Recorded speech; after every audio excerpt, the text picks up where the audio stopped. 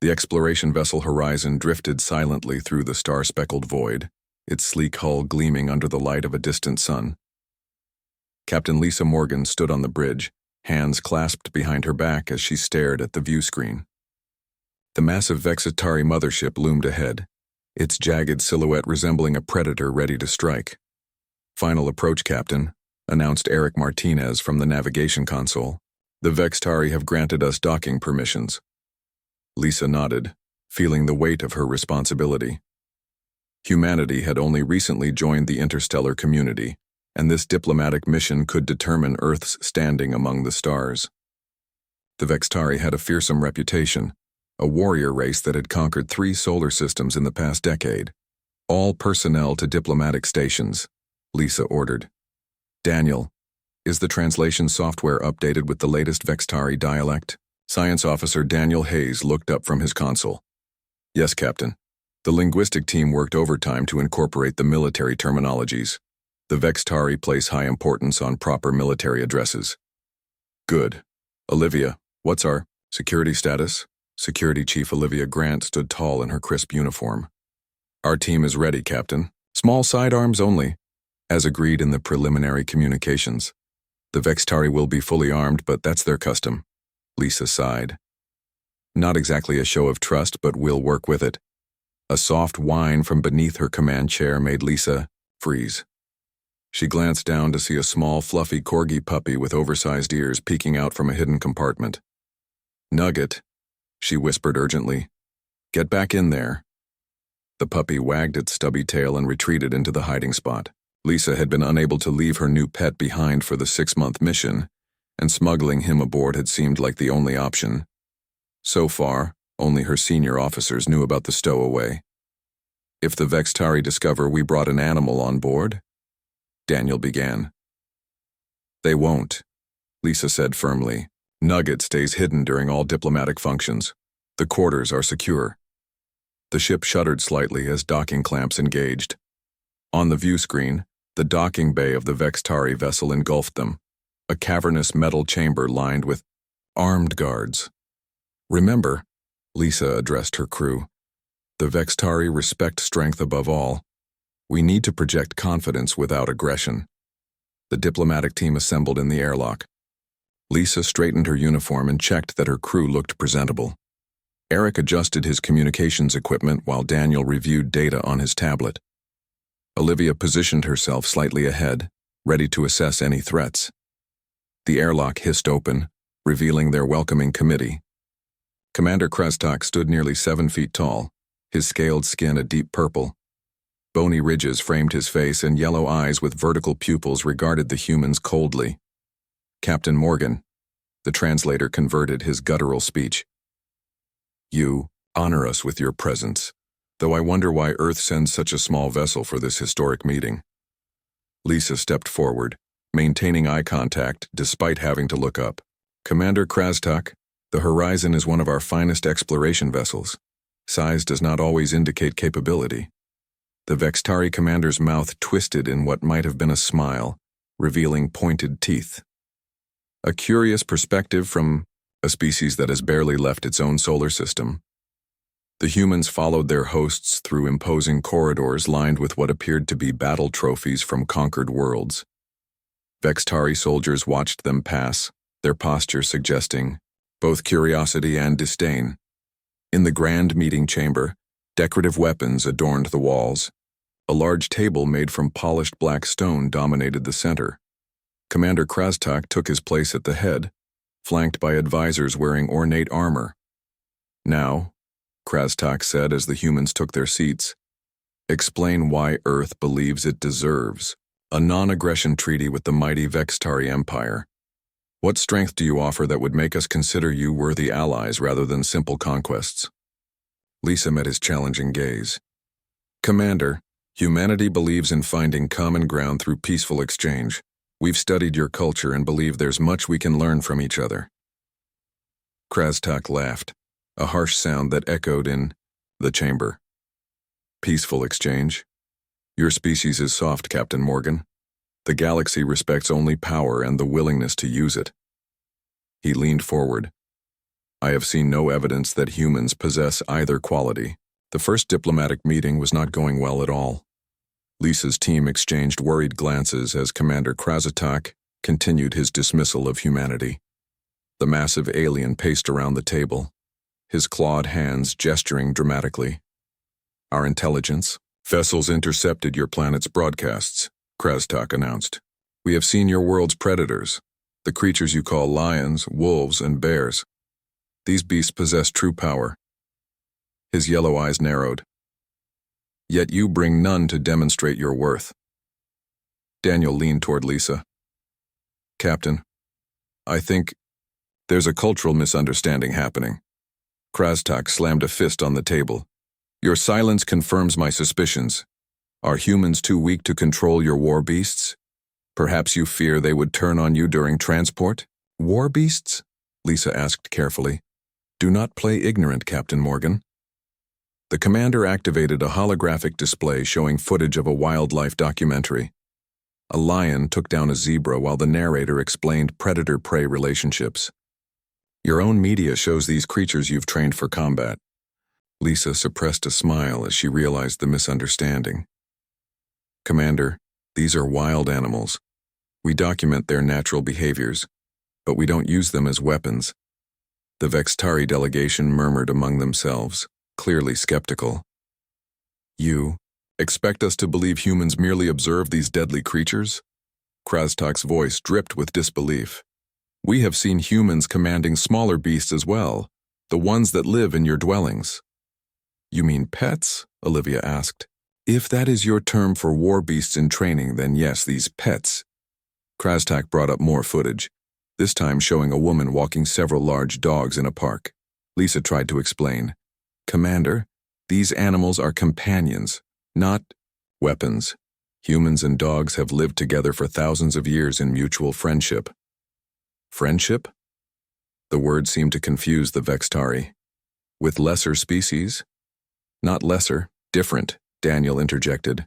Through selective breeding and care, we've developed relationships with many animals. Krasniqi's scales darkened, a sign of growing anger. You waste our time with these falsehoods. The Vextari Council authorized this meeting because we believed humans had mastered battle creatures. If you hide your true strength, perhaps we should reconsider diplomatic relations entirely.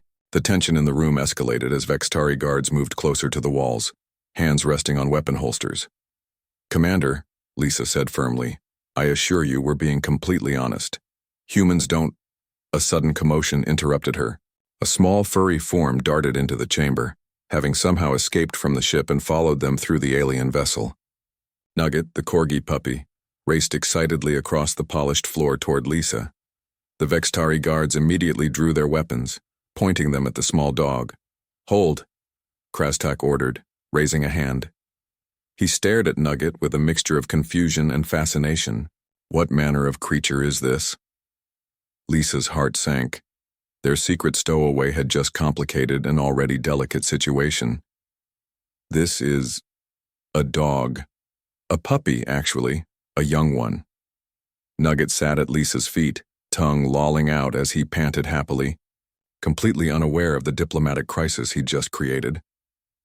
Krasniqi approached slowly, towering over the tiny animal. This is one of your war beasts? This small soft thing? Eric stepped forward. Sir, if I may explain? Silence, Krasniqi commanded. He circled Nugget, who followed him with curious eyes. Is this some kind of joke, Captain Morgan? You bring this miniature creature to a formal diplomatic meeting.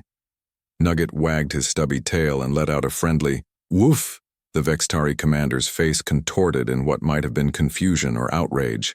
He turned to his advisors, who appeared equally perplexed. Then, facing Lisa again, he drew himself up to his full imposing height. Unleash the beast, Krasniqi demanded. Show us its fighting capabilities immediately. Lisa stared at the alien. Commander. Then at her tiny puppy, who was now playfully chasing his own tail. You mean this cute pup? Krasniqi's eyes narrowed dangerously. Do not test my patience, human. Command your war beast to demonstrate its power now, or these talks are concluded. Lisa knelt beside Nugget, trying to think quickly. The diplomatic mission couldn't end over this misunderstanding. The puppy looked up at her with trusting eyes, completely unaware of the tension surrounding him. "Commander," Lisa said gently, "I think I understand the confusion.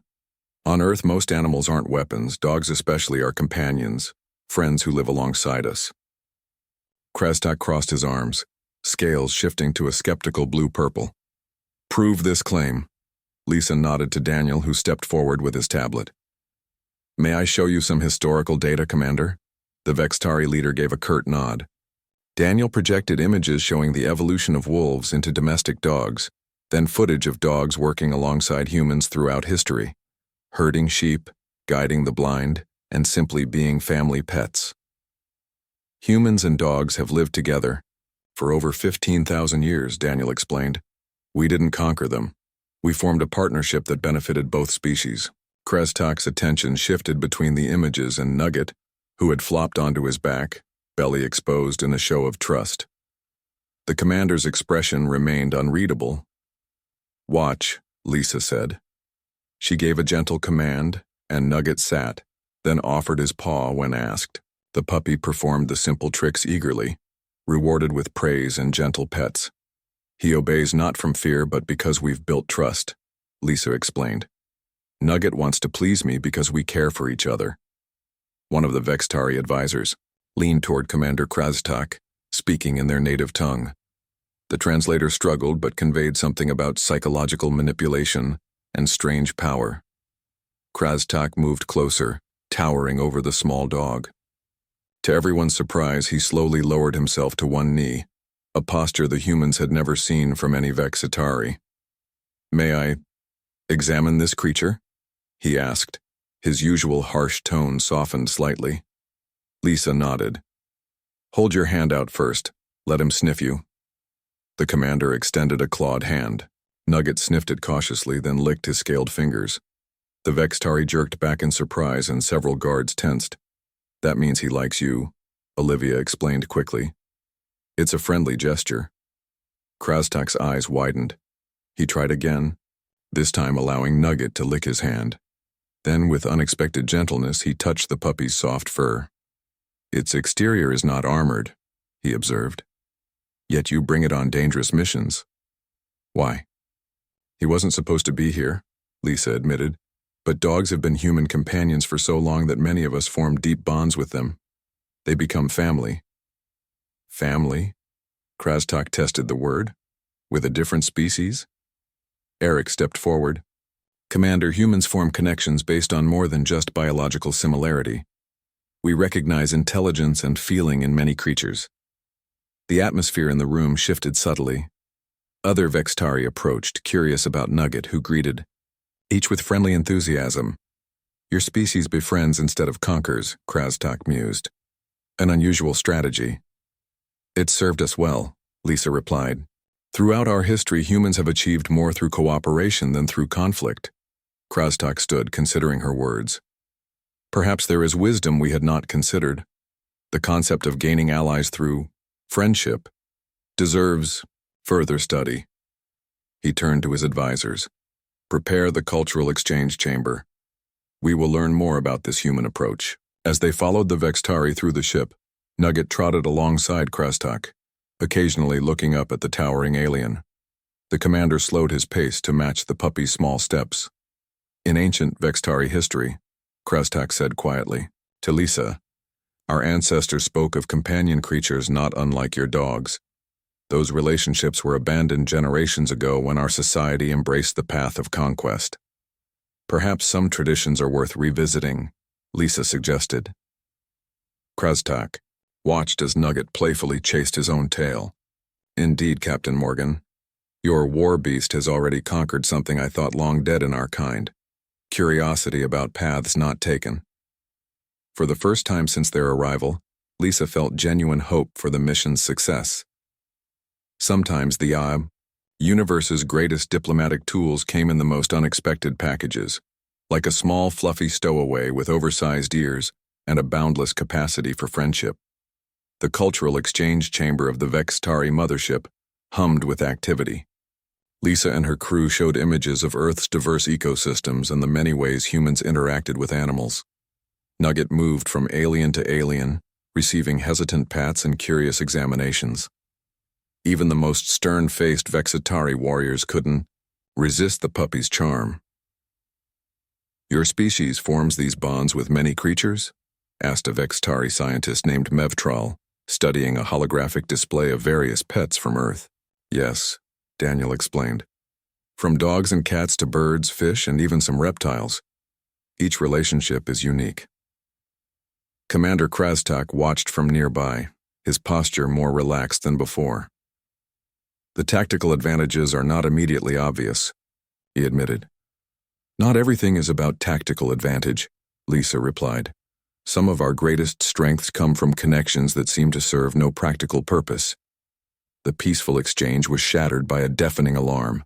Red lights pulsed throughout the chamber as Vexitari voices shouted over the communication system. Krastak's communicator buzzed. His scales darkened as he listened to the message. "The diplomatic station is under attack," he growled. "Separatist, rebels who oppose any alliance with non-Vexitari species." Chaos erupted as security personnel rushed to their stations. In the confusion, Nugget darted away, frightened by the noise and flashing lights. "Nugget!" Lisa called, but the small dog had vanished into the crowd of towering aliens. "We must move to secure locations," Krastak ordered. "My guards will escort your team to safety." "Not without Nugget," Lisa insisted. A tremendous explosion rocked the station. The lights flickered and died, plunging them into darkness before emergency systems activated, bathing everything in an eerie red glow. "There is no time," Krastak hissed. "The rebels have breached the inner defenses." Armed Vexitari rebels stormed the chamber, firing energy weapons that left scorched holes in the walls. Krastak's guards formed a protective circle around the humans. "This way," shouted Olivia, pointing to a service corridor. The human delegation dove for cover as energy blasts sizzled overhead. They crawled through the narrow passage, emerging in a different section of the massive ship. Emergency barricades had activated, separating them from both the rebels and the main Vexitari forces, and from Nugget. "Captain, we need to reach our ship," Eric urged. "The emergency protocols have locked down all non-essential areas." Lisa's face hardened. "Nugget is still out there. The puppy is likely dead," one of their Vexitari escorts said bluntly. "The rebels show no mercy." Daniel checked his tablet. "Maybe not. I installed a tracking microchip in Nugget before we left Earth, if I can access the ship's systems." Meanwhile, Commander Krastak found himself cut off from his troops, forced into a service area by advancing rebels. As he prepared to make a final stand, he heard a soft whine. Looking down, he discovered Nugget hiding beneath a console, trembling with fear. "Small creature," Krastak whispered, crouching down. "You should not be here." The puppy crawled toward him, seeking protection. Krastak hesitated, then gently picked up the dog. Millennia of warrior instinct told him to abandon the defenseless.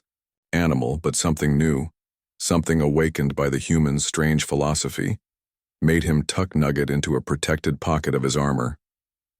"We will survive this together, small warrior," he promised. Heavy footsteps approached as rebels searched the area. Krastak drew his weapon with one hand, the other protectively covering the pocket containing Nugget. "Commander Krastak," called a harsh voice. "We know you're here. Your treachery against the Vexitari way ends today." 5 heavily armed rebels appeared, weapons trained on him. Their leader, Sub-Commander Vraktor, stepped forward. "Consorting with weak species," Vraktor spat. "You dishonor our ancestors. The Council will hear of your execution." Krastak stood his ground, calculating his chances. 1 against 5, the odds were poor. Then he felt movement in his pocket as Nugget squirmed, somehow sensing the danger. "Surrender now," Vraktor demanded, "and we may grant you a warrior's death." Krastak's hand tightened on his weapon. "The true Vexitari way is strength through wisdom," he replied. "Something you have forgotten." Vraktor laughed. Strong words from a cornered prey. He raised his weapon. Any final declarations before you join your ancestors? Across the mothership, Lisa and her crew huddled around Daniel's tablet. The small screen showed a blinking dot representing Nugget's tracker, moving through a section of the ship marked as maintenance corridors. He's alive, Lisa breathed. Relief washed over her face, quickly replaced by determination. And he's not alone. Look at the movement pattern. That's not how a scared puppy would move. Olivia peered at the screen. Someone's carrying him, but who, friend or foe? Only one way to find out, Lisa decided. She turned to their Vextari escort, an officer named Zevrak, who had remained loyal to Krastak. We need to reach this section. Can you guide us? Zevrak studied the map and nodded grimly. It is possible, but dangerous. The rebels control several junctions between here and there. We've got to try, Lisa insisted. Beyond my personal attachment to Nugget, he's become an important symbol of our potential alliance. The Vextari officer considered this, then drew his weapon. Follow closely, we must move with stealth. They crept through dimly lit emergency passages, the red alert lights casting long shadows. Twice they froze as rebel patrols passed nearby. Eric nearly gave them away when he stumbled over debris, but Olivia caught him before he fell. The ship's internal communications are compromised, Daniel whispered, studying his device. But I might be able to tap into their security feeds. Do it, Lisa ordered. We need eyes ahead. Daniel worked quickly, his fingers dancing across the screen. After tense moments, grainy security footage appeared. What they saw made Lisa gasp. Commander Krastak has Nugget, she said, and he's surrounded by rebels. Zevrak's scales darkened with concern. That is Sub-Commander Vraktor and his elite squad. They are notorious executioners. On the screen, they watched as Krastak stood alone against 5 heavily armed rebels. He appeared to be protecting something in his armor. Nugget. We need to move faster, Lisa urged. How far are we? 2 sections away, Zevrak replied. But there is a problem. He pointed to a flashing indicator on Daniel's tablet. That area is being depressurized. They're going to space them? Olivia asked, horrified. A common tactic for dealing with impure elements, Zevrak explained grimly. We have perhaps 10 minutes before that section loses atmosphere completely. Lisa's mind raced. Daniel, can you access environmental controls from here? I can try, but their systems are heavily secured. Try harder, she commanded. Olivia, check our emergency gear. Eric, stay in contact with the horizon. We might need emergency extraction. As they rushed through the corridors, 2 rebel soldiers appeared ahead. Before anyone could react, Zevrak launched forward with surprising speed, taking both down with efficient strikes. I did not kill them, he explained, binding the unconscious rebels. Commander Krastak believes we must end the cycle of vengeance if our species is to evolve. Lisa nodded with newfound respect. Sounds like you've been listening to his new philosophies. Many of us have, Zevrak admitted. Not all Vextari wish to conquer forever. They reached a sealed bulkhead marked with warning symbols. Beyond it lay the depressurizing section where Krastak and Nugget were trapped with the rebels. Atmosphere at 60% and dropping, Daniel reported. I can't override it remotely. Lisa examined the manual override. Then we do this the hard way. She turned to the others. Once I activate this, we'll have seconds to find them before emergency protocols reseal it. The rebels will hear the alert, Zevrak warned. Counting on it, Lisa replied. Sometimes the best distraction is an obvious one. She pulled the emergency release.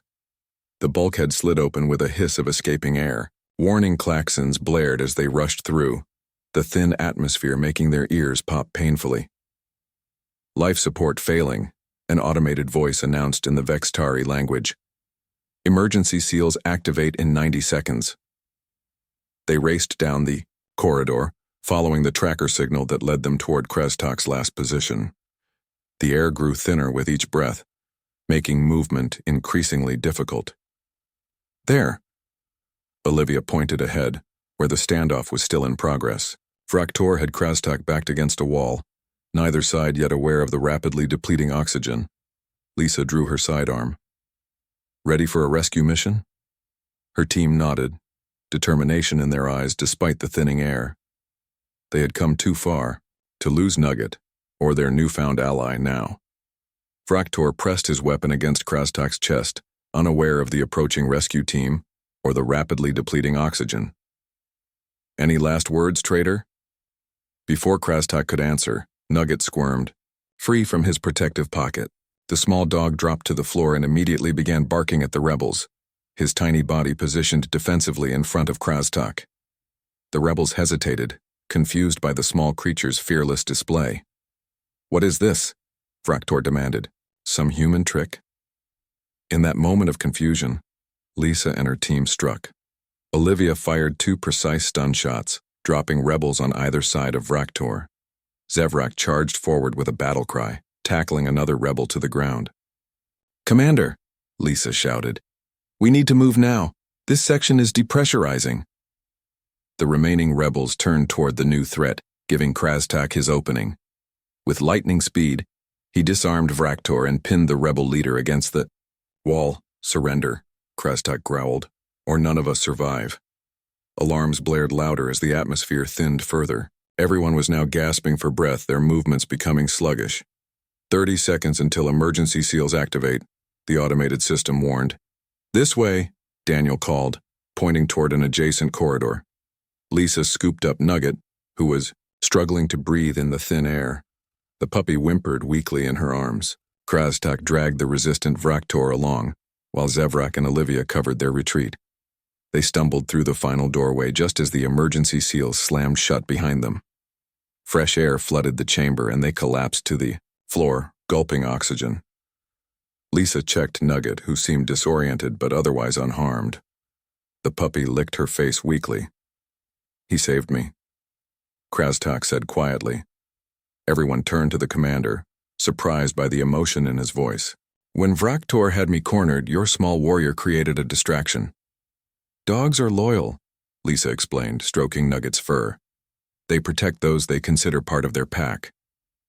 Krastak's normally stern face softened. "Pack? He considers me family?"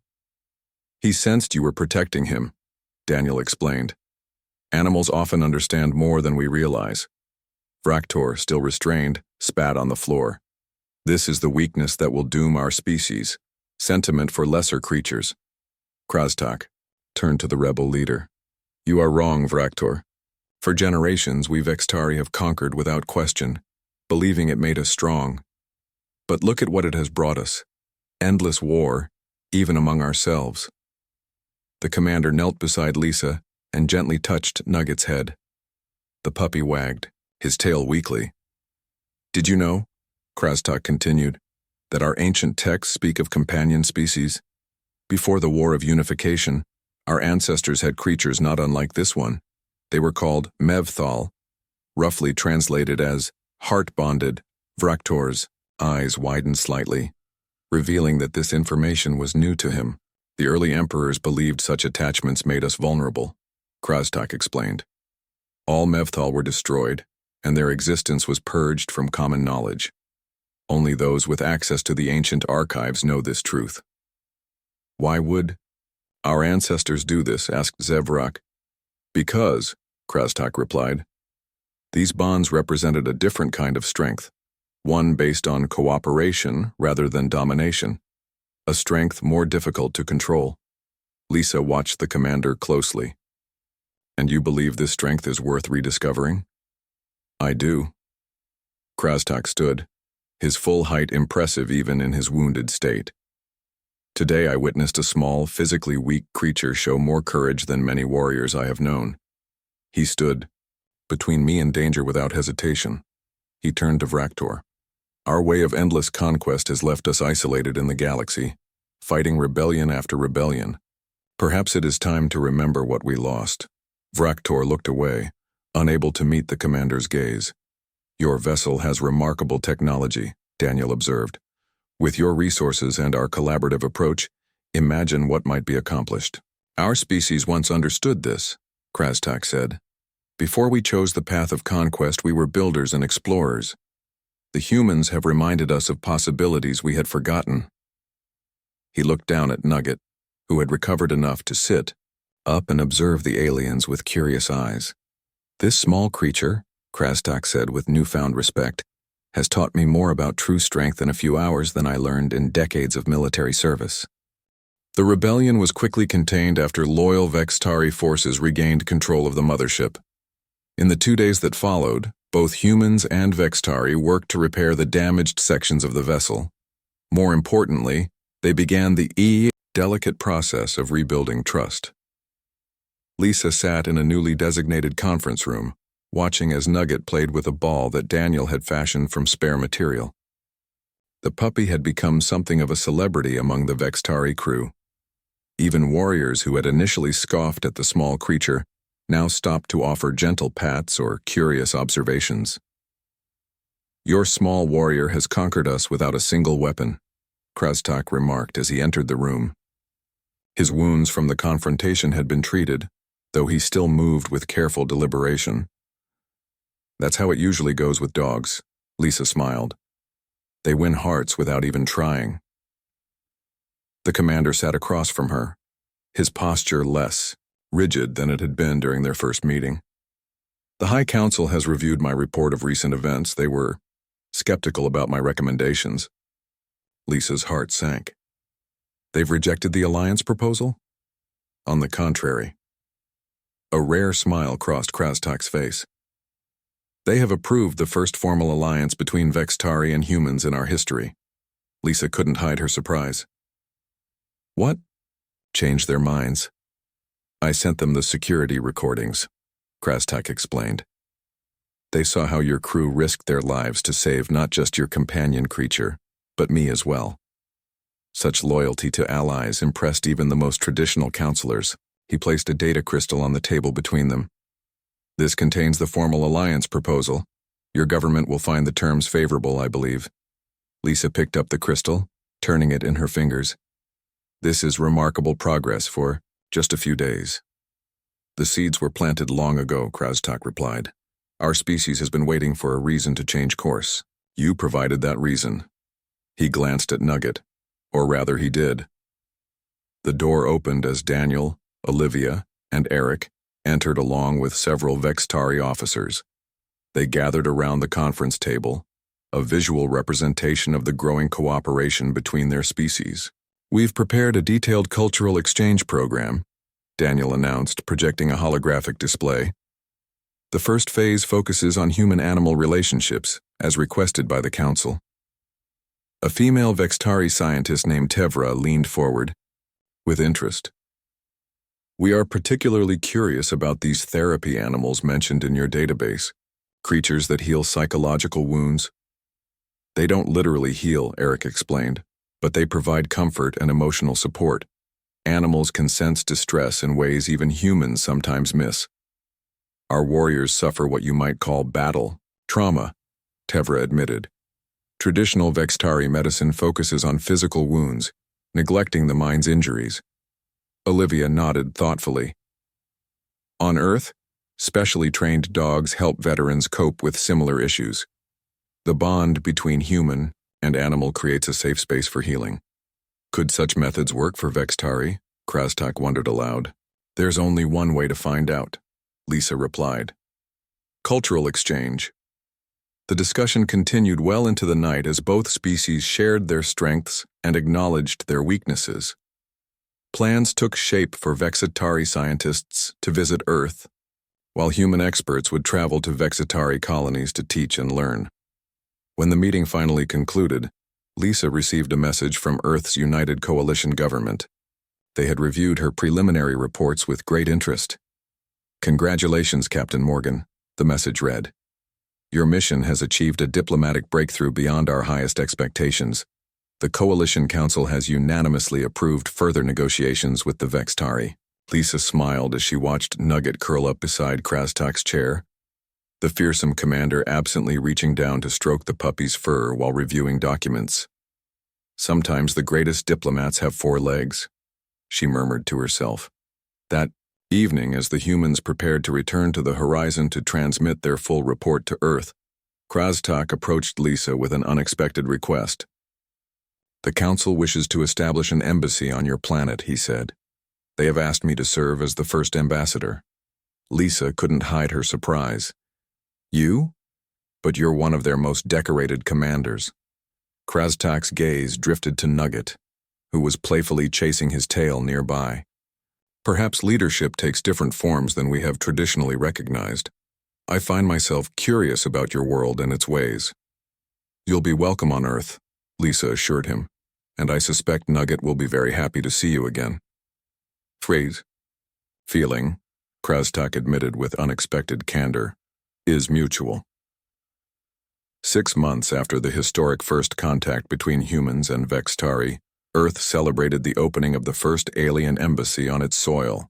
The sleek building combined Vexitari architectural elements with Earth aesthetics, high, pointed arches alongside welcoming open spaces and gardens.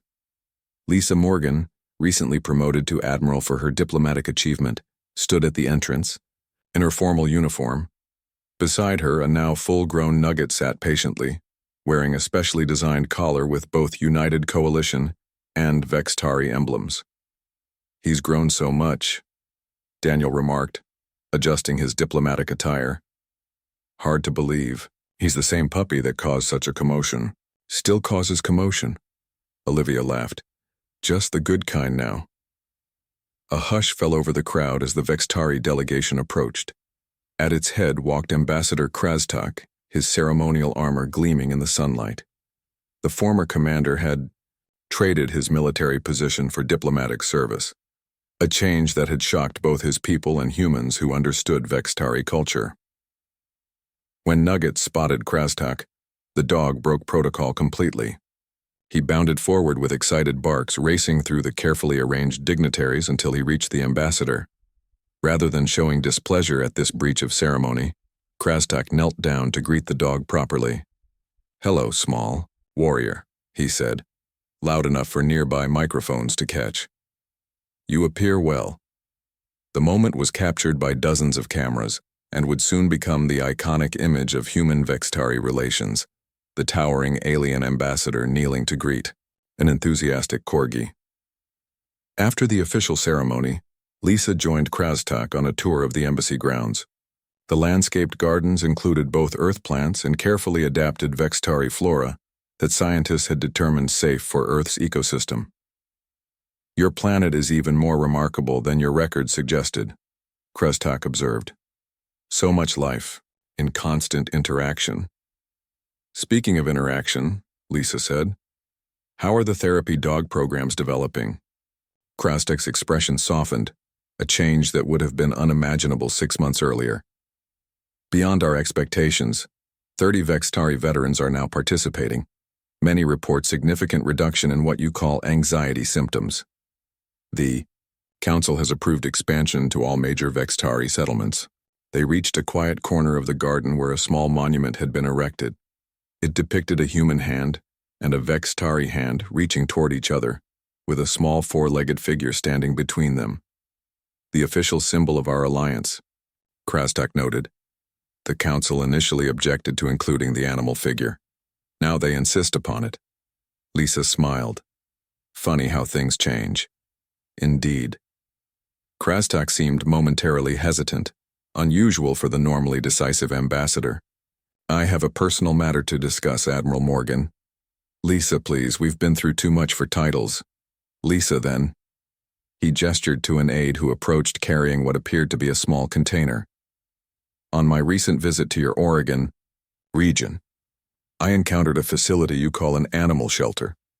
Lisa raised an eyebrow, sensing where this might be heading.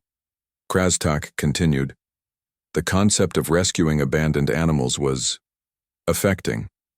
I learned that many creatures wait there for new families." He opened the container, revealing a small, scruffy puppy with one ear standing upright and the other flopped over. "This is Scout," Krastak said, with an unmistakable note of pride. "The shelter personnel helped me select him," they explained. "He needed what they called a special home due to his missing leg."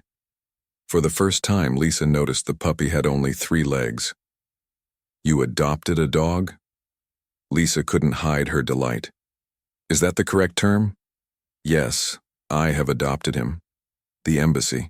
Staff suggested it might help visiting Vexitari understand human-animal relationships firsthand. Though his explanation was practical, the gentleness with which he handled the small dog revealed deeper feelings. Nugget approached cautiously, sniffing the newcomer. After a moment's consideration, he gave a friendly tail wag. Scout responded, with an enthusiastic yip. I believe they approve of each other, Krastak observed. Lisa watched as the two dogs began a playful exchange under the watchful eyes of human and Vextari alike. 6 months ago, if someone had told me a diplomatic crisis would be averted by a corgi puppy, I'd never have believed it.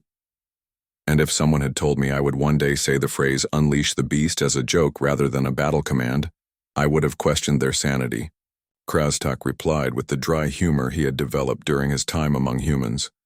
They both laughed as Scout attempted to chase his new friend on 3 determined legs, adapting to his limitation with remarkable resilience.